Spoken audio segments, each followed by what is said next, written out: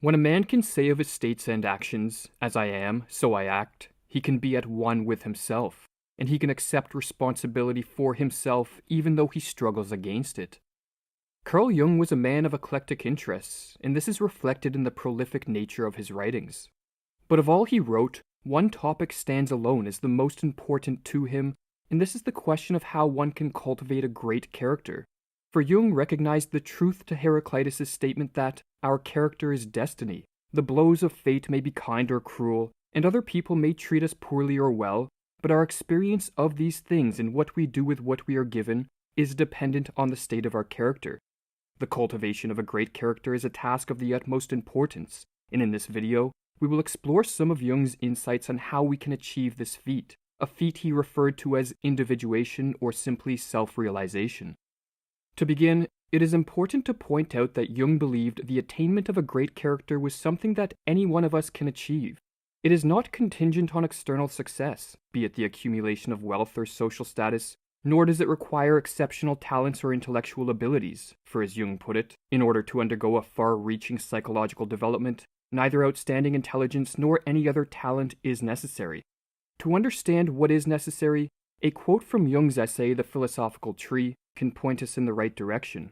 "One does not become enlightened by imagining figures of light," he wrote, "but by making the darkness conscious." To become one of the few who exists in a state of harmony and who can state with confidence, "As I am, so I act," we must be willing to look within, to shine a light on the darkness of our unconscious, and to integrate what we discover into conscious awareness. Jung places so much emphasis on the power of the unconscious to transform who we are due to the fact that it is the far larger realm of our total psyche. What we are aware of, or what exists in the field of our consciousness, is only ever a sliver of our total personality. We repress much about who we are, forget even more, and there even exist, according to Jung, potentialities and instinctual energies of which we may spend our entire life in total ignorance. But even if we accept that the unconscious contains much that could be integrated into our character, is there not a good reason why these things are unconscious in the first place? Is it not better to allow some elements of our personality to reside outside of our awareness? Jung answers this question with an emphatic no, and for the simple reason that the elements of our unconscious continue to influence us even though we are unaware of their existence. The main difference, in other words, between a psychic element that we are aware of and one that is unconscious is that what exists in consciousness can potentially be controlled, while what exists in the unconscious has an autonomous existence, and therefore will often produce effects inimical to our well-being. The rejection of the unconscious usually has unfortunate results. The more negative the attitude of the conscious towards the unconscious, the more dangerous does the latter become. A further reason for becoming more self-aware is because the unconscious is not only home to elements of our character which conflict with our self-image and elicit shame, such as our character faults and weaknesses, but it also contains much of what is best about us. This is especially true in the modern day, where we tend to rely too much on our social role, or what Jung called the persona, in the building up of our character. In so doing, we make a formidable concession to the external world, a genuine self-sacrifice which drives the ego straight into identification with the persona, so that people really do exist who believe they are what they pretend to be. Our persona should never define us. It should merely be a role we play at appropriate times. For when we come to believe we are the masks we wear, we will have sacrificed all the good of our character that does not align with the trends of conformity upon which our persona was sculpted. Our true self retires into the background and gives place to social recognition, and we become a mirror of what we think others want us to be. This all comes with a sharp price to pay, for too much is left in the dark, too much of our character is denied, and a divided self is created. A man cannot get rid of himself in favor of an artificial personality without punishment, wrote Jung. Even the attempt to do so brings on, in all ordinary cases, unconscious reactions in the form of bad moods, affects, phobias, obsessive ideas, backslidings, vices, etc. The social strongman is, in his private life, often a mere child where his own states of feeling are concerned. His discipline in public, which he demands quite particularly of others, goes miserably to pieces in private.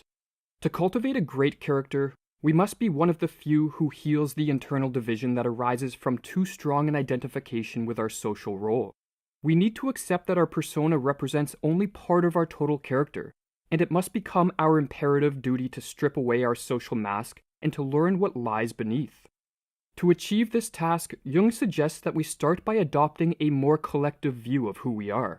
Our gaze should turn outward, and we should observe and take note of the character traits of those around us. This advice may seem paradoxical, as our persona is formed primarily through the observation and imitation of other people. But the point of this exercise is to learn about what resides behind the masks of our peers, and to expose ourselves to the elements that occupy their unconscious.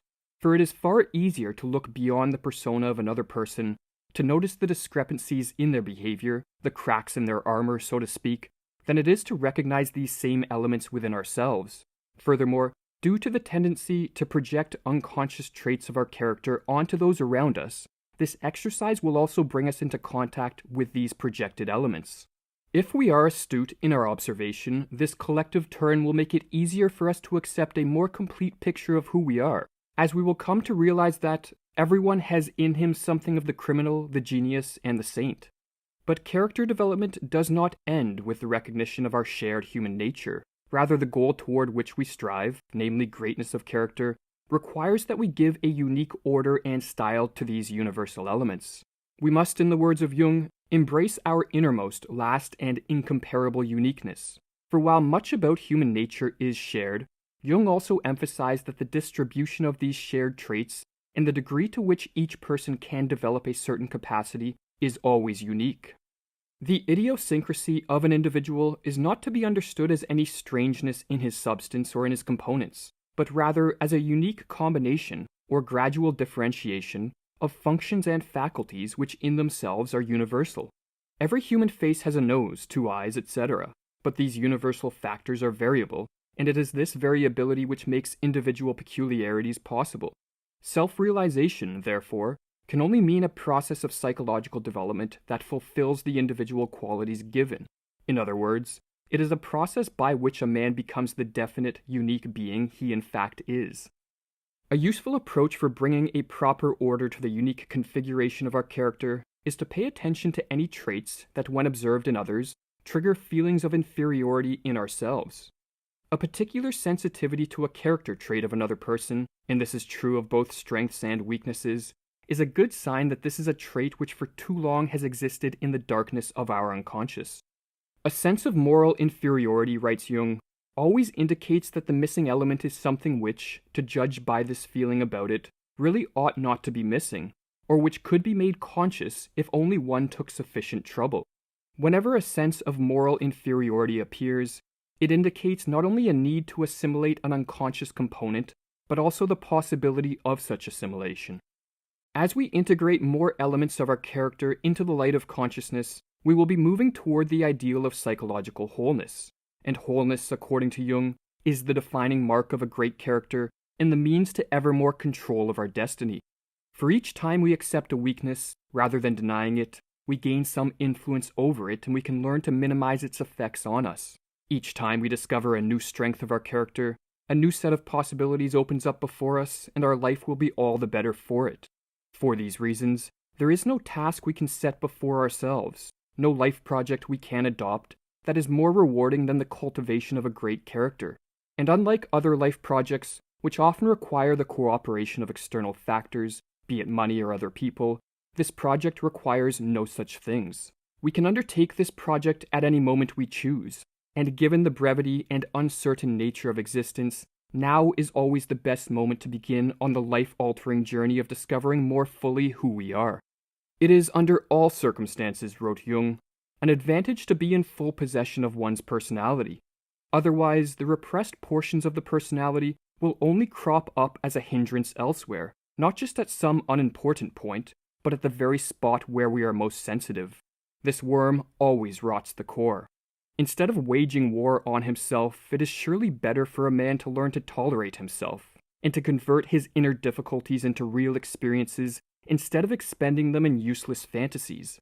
Then at least he lives, and does not waste his life in fruitless struggles.